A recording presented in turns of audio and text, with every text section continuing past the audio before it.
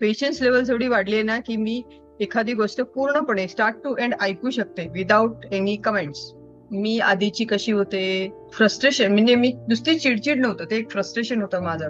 आणि मग हळूहळू हळूहळू त्या फ्रस्ट्रेशन मधून मी बाहेर पडल्यानंतर मी स्वतःही आता आनंदी राहते. आणि मला असं वाटतं की माझ्या आजूबाजूचे लोक पण आनंदी राहावेत, म्हणून पण मी प्रयत्न करते, खुश राहायचा प्रयत्न करते. आणि मला ते शक्य झालंय. आता मी मेडिटेशनचा आधार घेतला होता, पण तो फार शॉर्ट टर्म ठरला माझ्यासाठी. म्हणजे जेव्हा माझी चिडचिड व्हायची ना, तेव्हा मी मेडिटेशन करायचे, माझं डोकं शांत व्हायचं, मी तो प्रॉब्लेम विसरून जायचे. पण माझ्या हे लक्षात आल्यानंतर की मेडिटेशन ही फक्त मी शांत होते, समोरचं माणसं ऍज इट इज त्याच पोझिशनला आहे. आपल्या सेशन मध्ये तू माझ्यावरती ज्या थेरपीज केल्यास किंवा मला जे वेगळे पैलू दाखवले, वेगळे वेगळे ज्या, म्हणजे मी फक्त मेडिटेशन हा एकच ट्रॅक पकडून चालले होते.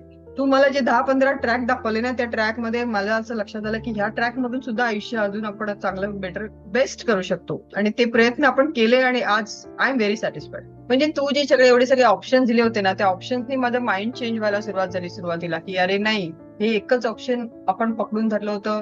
आपल्याला आहेत 14-15 वाटा आहेत, आपण सगळ्या वाटेंवरती समजा जाऊन बघितलं तर कुठेतरी आपल्याला हे मिळेल ना, आपला एम साध्य होईल. म्हणजे मी ज्या गोष्टीला असे जे 15 रस्ते समजत होते ना, ते ऍक्च्युली 15 रस्ते नव्हते.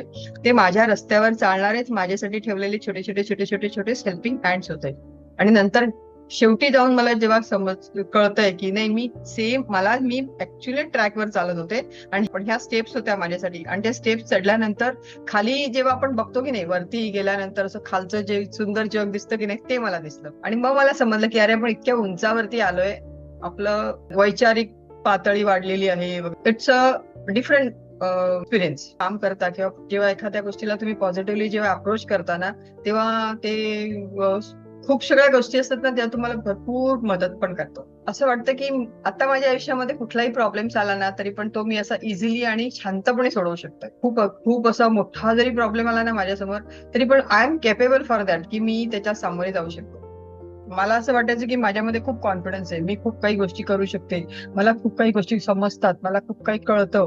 पण जेव्हा तुझ्याबरोबर सेशन घेतल्यानंतर मला बऱ्याच गोष्टी कळल्या की आपण आपण स्वतःचा, म्हणजे कसं आहे ना, मी कुठेतरी कमी आहे हे मान्य करण्यामध्ये पण माझा इगो आडवा येत होता. इगो आणि सेल्फ रिस्पेक्ट याच्यामधला जो डिफरन्स तुझ्याकडून मला जो कळलाय ना, तो मला आणखी कोणी समजवला नसता. आणि ते समजवताना सुद्धा तू इतक्या नकळतपणे मला तो समजवला की मला असं कधी वाटलं पण नाही की अरे ही मला जज करते, ही मला डीच करते, किंवा हिने माझा सेल्फ कॉन्फिडन्स, आणि ज्याला मी माझा सेल्फ कॉन्फिडन्स समजवत होते तो माझा इगो आहे. इतक्या नकळतपणे तुम्हाला समजवलंय ना ती गोष्ट, ही हॅट्स ऑफ.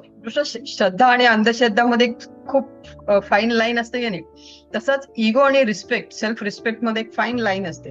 ती समजणं खूप महत्वाचं असतं. ती ज्याला समजते ना, तो मग काही अचीव्ह करू शकतो. मग आज मी त्या स्टेजला आहे, त्या कॉन्फिडन्स लेवलला आहे मी, की मी काही अचीव्ह करू शकते आज, फक्त तुझ्यामुळे.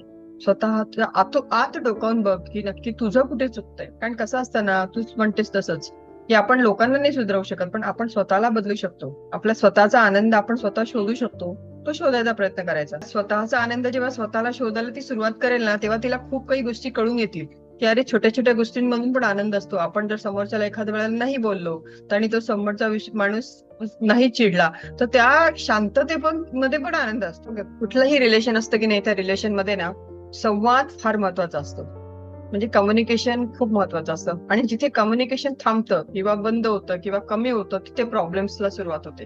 प्रत्येक बायकोला ना नवऱ्याकडनं रिस्पेक्टची अपेक्षा असतो. आणि जेव्हा तो मिळत नाही ना, तेव्हा प्रत्येक बाईला असं वाटतं की माझी कुठे किंमतच नाही घरामध्ये. आणि मग तिथून तिचे जे सुरू होतं त्याला सभ्य भाषेमध्ये डिप्रेशन म्हणतात. आणि तिला स्वतःलाही कळत नाही की अरे आपण कुठे चुकतोय आणि कुठे आपलं बिनसतंय. त्यावेळेला जर तुला स्वतःवरती काम करायचं असेल ना, त्यांनी शुअरली, डेफिनेटली तू सोनालीकडे जाऊ शकतेस. जग जिंकणं काय असतं ना, हे तिच्या समोर बसून बघ, तुला समजेल त्याची किंमत.